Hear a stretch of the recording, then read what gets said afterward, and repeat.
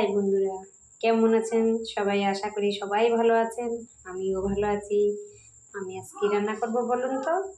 আমি আজ রান্না করব তেলাপিয়া মাছ, কিন্তু তেলাপিয়া মাছটা রান্না করব কাঁচা তেলাপিয়া মাছ। এই কাঁচা তেলাপিয়া মাছটা আমার ছেলে ভীষণ পছন্দ করে, এই জন্য এটাকে কাঁচা রান্না হবে। তাহলে চলুন কিভাবে রান্না করছি।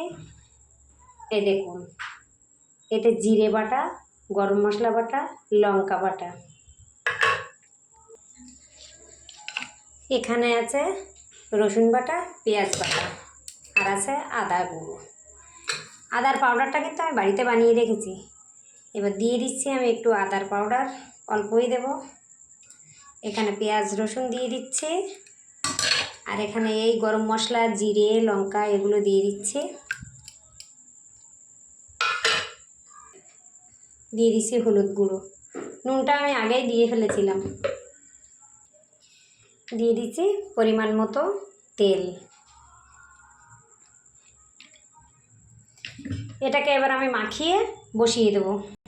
দেখুন, মাছের মধ্যে আমি মশলাটা খুব সুন্দর করে মাখিয়ে নিয়েছি। এবার দিয়ে দেব সামান্য জল, বেশি না কিন্তু। এই মশলা করেছি তো, এই শিলটা ধুয়ে যে জলটা হয়েছে সেটা। এবার এটা ঢাকা দিয়ে আমি রান্না করব। একবারে রান্না হয়ে গেলে তারপরে ঢাকাটা খুলব। দিয়ে দিলাম ঢাকা, গ্যাসে বসিয়ে দিয়েছি। দেখুন, আঁচটা কিন্তু একদম লো দিয়েছি, একদম লো আছে। ঢাকা দিয়ে রান্নাটা করে নেব। মাছটা খেতে খুবই ভালো লাগে এইভাবে লো আছে রান্না করলে। তাহলে চলুন রান্নাটা শেষ হোক, তারপর আবার দেখাচ্ছি। দেখুন বন্ধুরা, ঢাকাটা কিন্তু এবার খুলছি। একবারে পুরো রান্না কমপ্লিট। এবার আমি এর মধ্যে দিয়ে দিচ্ছি কিছু ধনেপাতা কুচি। কার এরকম মাছ রান্না পছন্দ কমেন্ট করে জানাবেন। দেখুন বন্ধুরা, রান্নাটা কিন্তু আমার কমপ্লিট হয়ে গেছে।